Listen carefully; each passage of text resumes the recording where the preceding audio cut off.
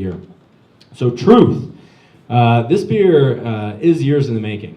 We've talked about an Imperial IPA for some time, and we started piloting this about 2 years ago. And what we were looking for, I mean, and it's, you know, that's what we need is another IPA when we have a lot of IPAs already, but those are the kinds of beers we love. So we have Snake Dog, we have Raging Bitch, we've got the single hop series, we've got Double Dog, but we wanted to come up with an Imperial IPA that we felt was really unique and different from the hop characteristics of our other beers. I will say that the single hop series was a bit of an inspiration for this beer because we got to work with some hop varieties that we hadn't worked with in the past, and we took some of those varieties that we loved in a combination of them. Citra is certainly one of those, and Amarillo, which is the hop that we use in Raging Bitch. Those are the predominant finishing hops in this beer.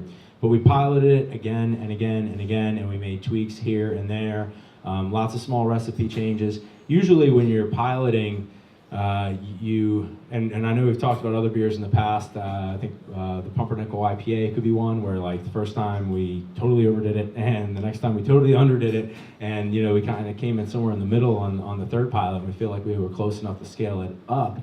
But in this case, we felt like we were close a lot, but we kept dialing it in until we really felt like we found perfection. And, you know, I like the hop combination here. For bittering, we're using Warrior and Summit, and then there's a small Columbus edition in the middle for flavor, and then we have the Citra and Amarillo in the finish and in the dry hop.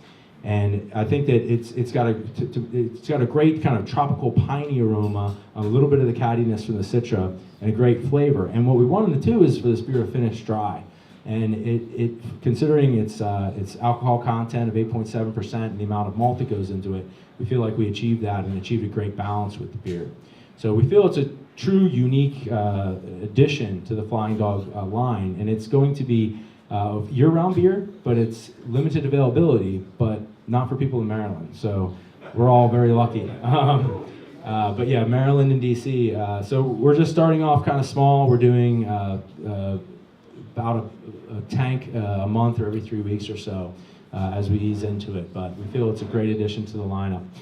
And the name, we're having lots of fun with the name, and I don't know if Penny's around. I think she was around like a week ago. She's back there, and there were a couple of us were sitting around, and we were trying it, and, you know, going over the tap handle and said, you know, pouring one and giving it to somebody and said, oh, it's good. No, tell me the truth. And then we kept doing truth, and I think Penny was ready to smack us after about 5 minutes. So it can get a little obnoxious pretty quick. But you know, when asked about where the name comes from, I think we just ran out of dog names, and that's the truth.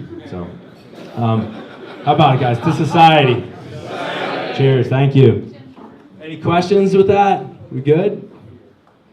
We good? All right. Thanks, guys.